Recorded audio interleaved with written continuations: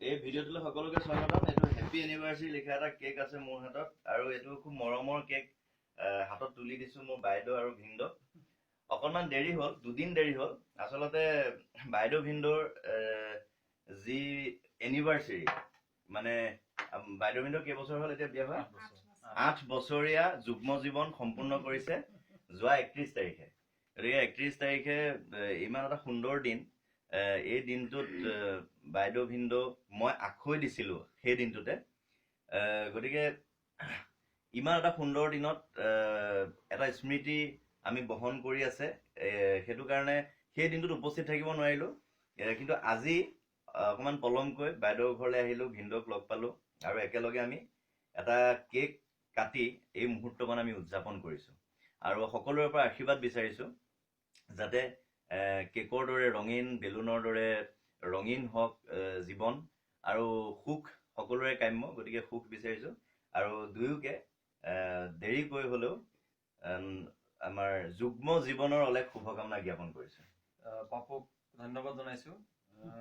কথাটো ওলাইছে যে কৈ থওঁ তাক সাধাৰণতে ধেমালি কৰি পেলাই মই কওঁ যে ফ্ৰীতে পোৱা ফুল খালি মোৰ।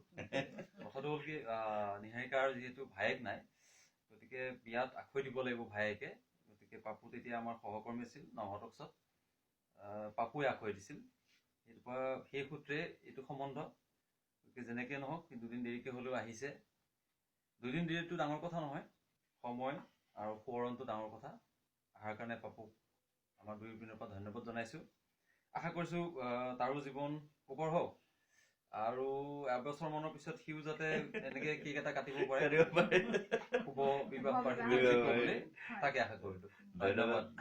পাপুকো মই বহুতো ধন্যবাদ জনাইছো, আৰু সি যাতে সদায় মোৰ সেই আখৈ দিয়া ভাই যেনেকৈ সি সেই সময়ত মোক আখৈ দি পেলাই যেনেকৈ ভাতৃ বৰণ কৰিছিলে, সদায় যেন সি তেনেদৰে থাকে, মোৰ সদায় ভাই হৈ থাকে। তাক মই মৰমৰ আশীৰ্বাদ দিছো। সেৱা জনাইছো বাইদেউ আৰু ভিনদেউক, দুয়োকে লগ পাই খুব আনন্দিত। বহু মানে সততে লগ পাই থকা নহয়, ফোনতে কথা পতা হয়, কিন্তু এয়া আমাৰ এই মিলন। এইকণ সময়ত এই মিলনৰ সময়কণ সকলোৰে লগত ভগাই ললো, আৰু সকলোৰে পৰা আশীৰ্বাদ বিচাৰি এইকণ সময় ভগাই ললো। কিয়নো আমি দুখৰ মুহূৰ্ত, সুখৰ মুহূৰ্ত চবেই সকলোৱে ছচিয়েল মিডিয়াৰ জৰিয়তে এতিয়া এটা সুন্দৰ মাধ্যম আমি সকলোকে ভগাই লোৱাৰ এটা সুযোগ পাওঁ। গতিকে আশা কৰিছো এই ভিডিঅ'ৰ জৰিয়তে আপোনালোকে আমাক এনেদৰে পাই আপোনালোকো সহভাগী হৈছে, আৰু লগতে আমাক আশীৰ্বাদ আৰু শুভকামনা জ্ঞাপন কৰিব বুলি আশা কৰি বিদায় লৈছো। থেংক ইউ ছ' মাছ।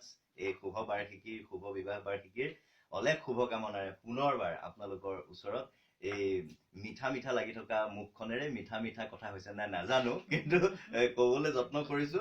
আৰু জীৱনৰ অন্যতম বিভিন্ন পথ প্ৰদৰ্শনৰ কথা কোৱা অন্যতম ব্যক্তিয়ে হৈছে মোৰ ভিনদেউ ইন্দ্ৰমোহন বৰাদেৱ, যিয়ে ছাত্ৰ ছাত্ৰীৰ লগত সদায় বিলীন হৈ থাকে, জীৱনৰ বহু সময় ছাত্ৰ ছাত্ৰীৰ লগত পাৰ কৰিছে, শিক্ষকতাৰ জৰিয়তে কলংপাৰ বিদ্যাপীঠৰ লগত জড়িত হৈ।